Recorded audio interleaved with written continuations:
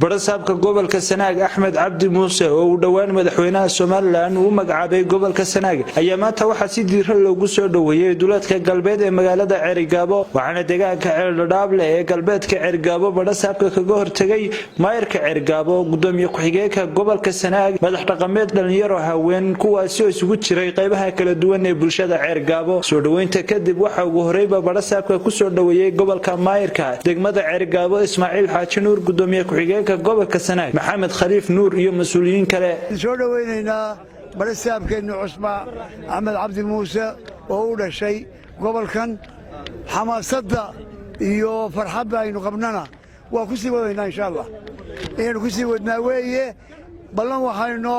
si aynu soo dhaweynay inuu la shaqeyno Muuse gudoomiye ku soo dhawaad guud ahaan gobolkii Sanaag gaar ahaan degmadii Cerigabo ee magaalada madaxda ahayd reer Cerigabo odahoodaba wata ilaa xalay heegan waxa soo dhaweyntaada dhexda bilowdan xilka hayay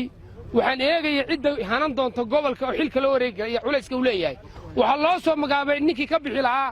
annaga iyo shacabka iyo guddiga nabadgelyadana kii ay ku nasan lahaayeen Cabdi Muuse ama barasaabka waxaan leenahay gudoomiye ku soo dhawow gobolkaagii Sanaag anigoo ku hadlay maanta waxaanu soo dhaweynaynaa gudoomiyihii Cusmaan ee gobolka oo gobolkana u dhashay oo reer Sanaaga waxaanu ku leenahay ku soo dhawow gobolkaagii ku soo dhawow degmada Cerigabo gurigaagii martaqalka halka waxa ku soo dhaweeyay dhammaan bahdi dhaqanka oo iska dhan waxaan ku leenahay ku soo dhawow mudane gudoomiye gacmo furan qalbi furan ku soo dhawow waxaan leenahay mid aan ka shaqeeyo dadka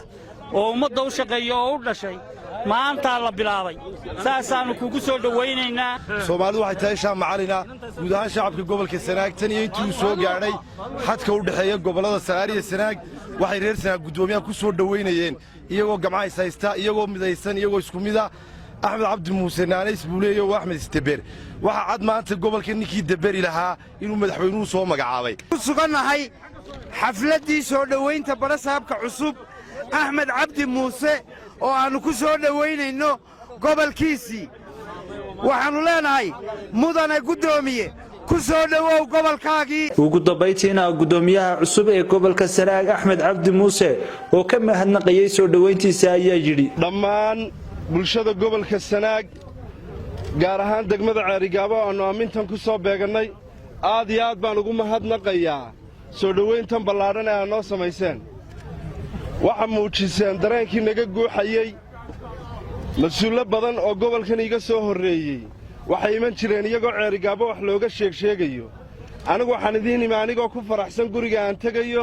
inuu gurigaygii yahay shaki kama qabin warwar kama qabin inay intan iyo in ka sii ballaaranimo dhici doonto Saciid Muuse Faarax Saciid Qurbaawi telefishinka Universal magaalada Cerigabo